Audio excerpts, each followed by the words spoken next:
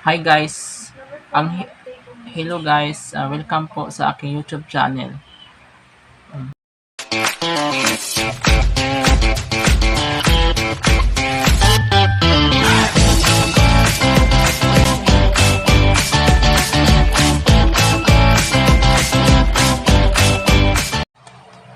Hi guys, welcome po sa aking YouTube channel. Please follow, like, and share po sa aking bagong YouTube channel. At ating topic today ay tungkol sa heat stroke. Ano ba ang heat stroke? Ang heat stroke po ay kapag ang init ay mag-abot sa 40 degrees Celsius, ito ay matatawag na heat stroke. Kapag ikaw ay tumapat sa sinag ng araw, ay ikaw ay makakaranas ng heat stroke. Yun po. Ano ba ang heat stroke?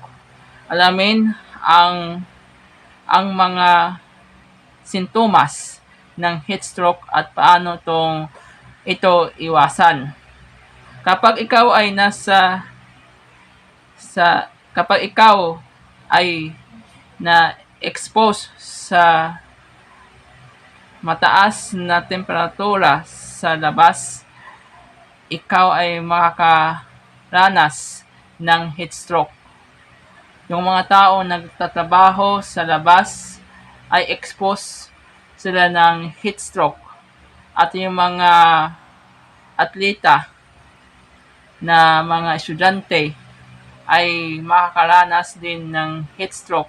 Risk din sila ng heat stroke kasi na dodoble ang kanilang init. May init sa katawan at sa init ng katawan na tinatawag na core body.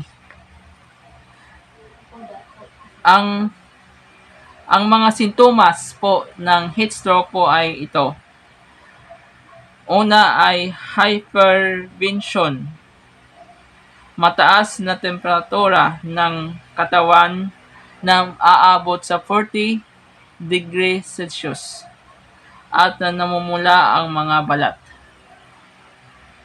Paano natin po maiwasan ang heat stroke? Ito mga signs na how to prevent heat stroke. Una ay lumayo sa initan ng araw.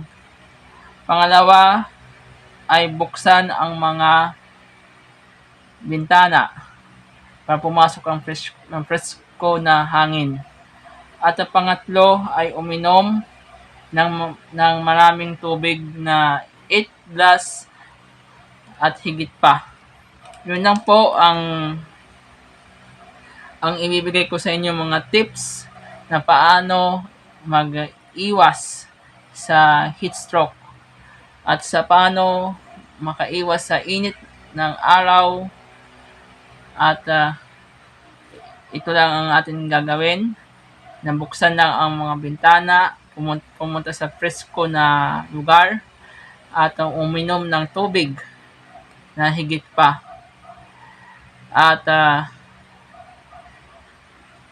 palagi na baon ng maraming tubig. At yun lang po. At bye-bye.